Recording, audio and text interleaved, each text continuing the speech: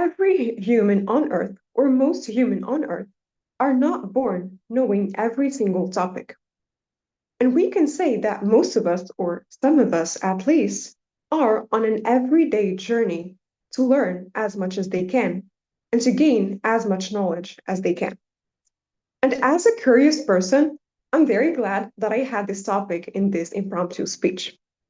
As a curious person, I'm very glad that I have the opportunity to talk about a topic that I wanted to talk about for so many long.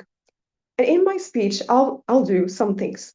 The first thing is that I'll give a definition of what is curiosity for me.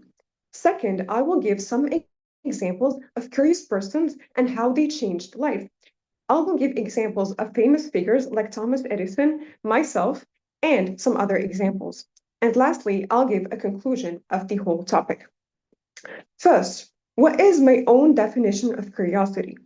Curiosity for me is basically the drive that keeps us going for knowledge and asking for more.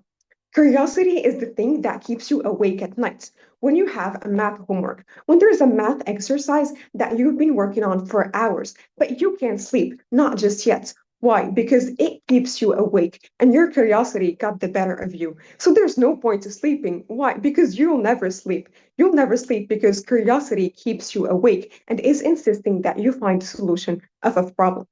Curiosity is basically the most important thing for humans. Curiosity is what makes us humans. If you're not curious, are you even human? Second, I'll be moving on to some examples of figures who were curious and who had some very weird, I would say, school journey, but still made a very big difference in science and on humanity in general. For this, I will bring Thomas Edison. From what I know, Thomas Edison got out of school. Thomas Edison got out of school, and what made him such a curious and such an influential scientist is that his mother included on his daily activities that he do things that would keep him curious, things that would make his curiosity grow, not become smaller.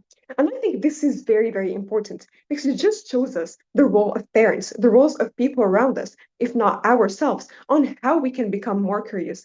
And so by saying that, we have no excuse of saying we are not curious because we didn't have the opportunity to do so, because we don't have the resources. You, I, everyone can become curious if they want so. And that could be basically just sitting and dreaming of a topic that you really like. Moving on, I will be talking about myself. Throughout my school journey, I had a problem where it was really when I had a physics or math exercise, I was dreaming of basically solutions who weren't in the program. I was so imaginative, so daydreaming that my teachers often scolded me and told me that I'm stupid because there is a simple answer for the exercise. And Salma, of course,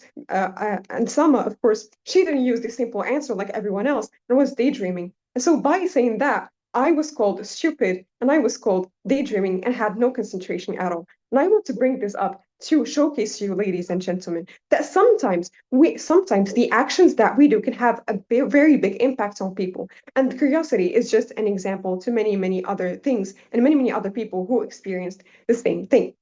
Another thing, and the last thing that I want to bring is a philosophical example. A philosophical example given to us by Emmanuel Meunier, a French philosopher, who said that humans, before they become humans, they were just objects. And to become from an object to a human, you need to be creative. You need to have an operation which has a lot of components, and one of them is creativity and curiosity. If you're creative, if you're curious, then you are humans. If you're not, which everyone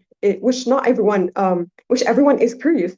If you are curious, if you are creative, you get to become from an object to a human. Now, this example shows us that curiosity is not just a hobby. Curiosity is just not a thing. Curiosity is much more than that. It is the core of human existence. If you're not curious, are you even human? And so to end my speech, ladies and gentlemen, I suggest you dwell on this following question. Are you curious?